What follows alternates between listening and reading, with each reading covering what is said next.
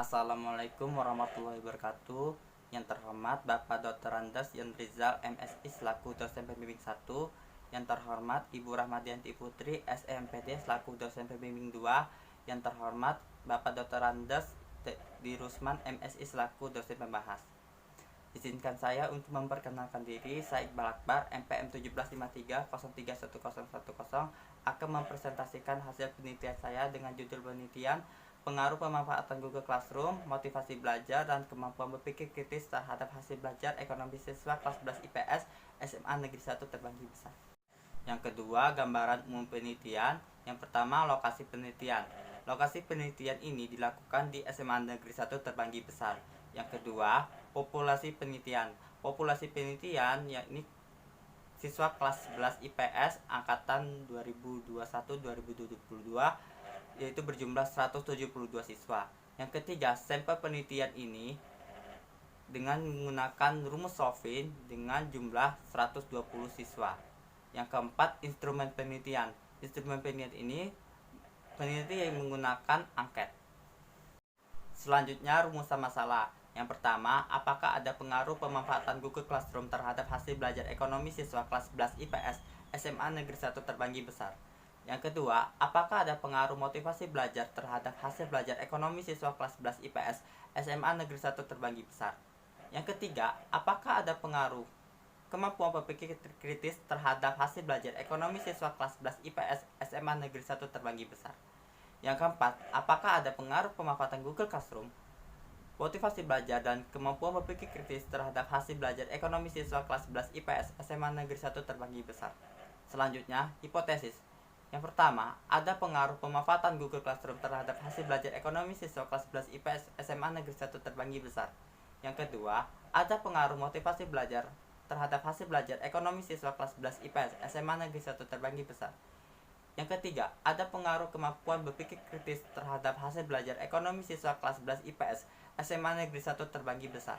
Yang keempat, ada pengaruh simultan pemanfaatan Google Classroom, motivasi belajar, dan kemampuan berpikir kritis terhadap hasil belajar ekonomi siswa kelas 11 IPS SMA Negeri 1 Terbanggi Besar. Selanjutnya, uji persyaratan instrumen. Yang pertama, uji validitas. Uji validitas ini menggunakan korelasi product moment percent dengan kriteria apabila R hitung lebih besar dari R tabel, maka item pertanyaan tersebut dinyatakan valid. Sebaliknya, R hitung kurang dari R tabel, maka item pertanyaan tersebut dinyatakan tidak valid.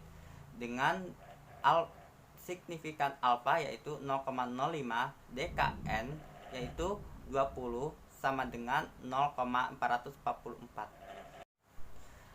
Dari rekapitulasi uji validitas kuesioner variabel X1 yaitu pemanfaatan Google Classroom, seluruh item pertanyaan berjumlah 11 item pertanyaan memenuhi kriteria tersebut, yaitu R hitung lebih besar dari R tabel. Dengan kesimpulan, item pertanyaan tersebut dinyatakan valid. Yang kedua, rekapitulasi uji validitas kuesioner variabel X2 motivasi belajar. Dari 14 item pertanyaan, terdapat 2 item pertanyaan yang tidak memenuhi kriteria pengujian, yaitu item pertanyaan 10 dan 12. Selebihnya dapat dinyatakan valid. Dan yang ketiga, rekapitulasi uji validitas kuesioner variabel X3 yaitu kemampuan berpikir kritis. Dari 13 item pertanyaan, terdapat 2 item pertanyaan tersebut tidak memenuhi kriteria pengujian, yaitu item soal nomor 7 dan nomor 10. Dan selebihnya dinyatakan valid. Selanjutnya, uji reliabilitas. Uji reliabilitas ini digunakan untuk menguji seberapa tingkatnya sejumlah soal dalam instrumen kuesioner tersebut dengan menggunakan alpha Cambridge. Berdasarkan hasil variabel pemanfaatan Google Classroom yaitu 0,935 lebih besar dari 0,6 dapat dinyatakan reliable dengan kategori sangat tinggi. Selanjutnya, motivasi belajar ini didapatkan kelompok alfa yaitu 0,800 lebih besar dari 0,6, dapat dinyatakan reliable dengan kategori tinggi. Selanjutnya, kemampuan berpikir kritis dengan kelompok alfa yaitu 0,791 lebih besar dari 0,6, dapat dinyatakan reliable dengan kategori tinggi. Selanjutnya, uji persyaratan analisis data. Yang pertama, uji normalitas. Uji normalitas ini digunakan untuk menguji apakah data tersebut berdistribusi normal dengan kriteria. Apabila signifikansi lebih besar dari 0,05, maka data tersebut berdistribusi normal.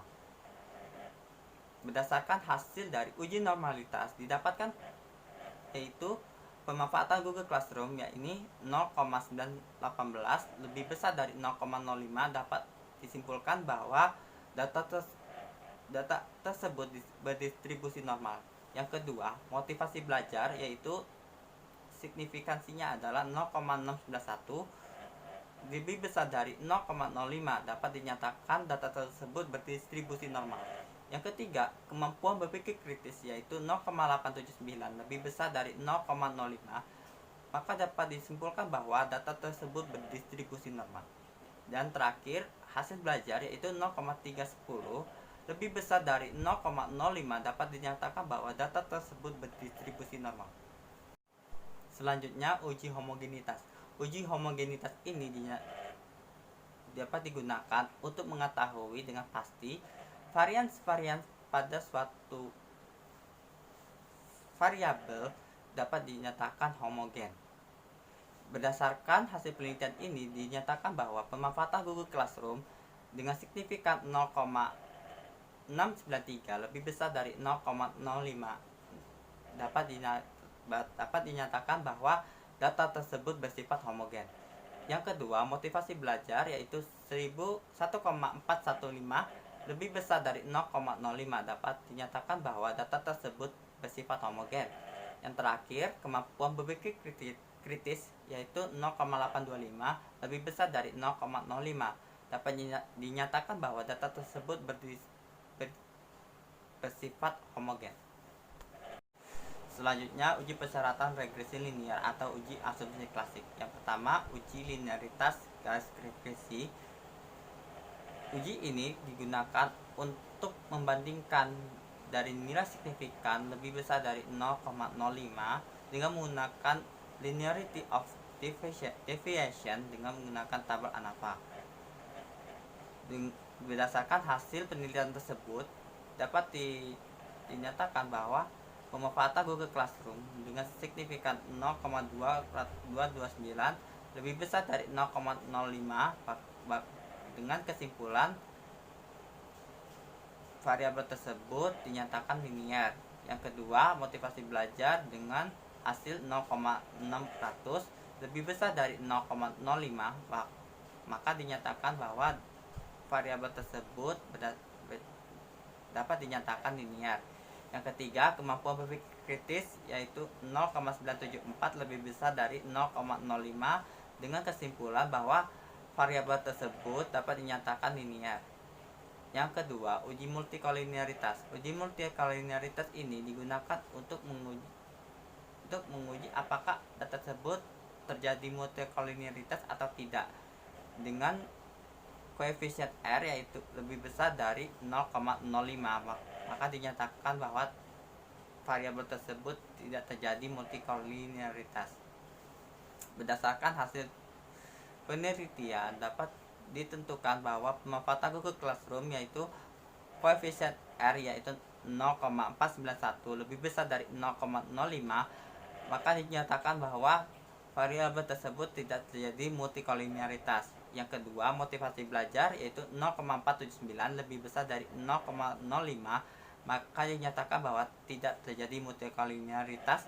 Yang ketiga, kemampuan berpikir kritis yaitu 0,402 lebih besar dari 0,05, maka dinyatakan bahwa variabel tersebut tidak terjadi multikolinearitas. Yang ketiga, uji autokorelasi untuk menguji apakah data tersebut tidak terjadi kesalahan dari periode sebelumnya dengan periode selanjutnya. dengan menggunakan Durbin-Watson. Ditentukan bahwa Durbin-Watson yaitu 2,096 terletak di antara DU dan 4DU yaitu 1,753 dengan 2,247, bahwa dinyatakan bahwa data tersebut tidak terjadi autokorelasi. Yang keempat, uji heteroskedastisitas. Uji heteroskedastisitas ini digunakan untuk menguji apakah variabel tersebut mengandung heteroskedastisitas atau tidak. Dengan kriteria apabila signifikan lebih besar dari 0,05, maka H1 ditolak dan H0 diterima. Dengan kata lain, data tersebut tidak mengandung heteroskedastisitas. Berdasarkan hasil pengujian tersebut, dapat dinyatakan bahwa pemanfaatan Google Classroom dengan uji signifikan yaitu 0,216 lebih besar dari 0,05.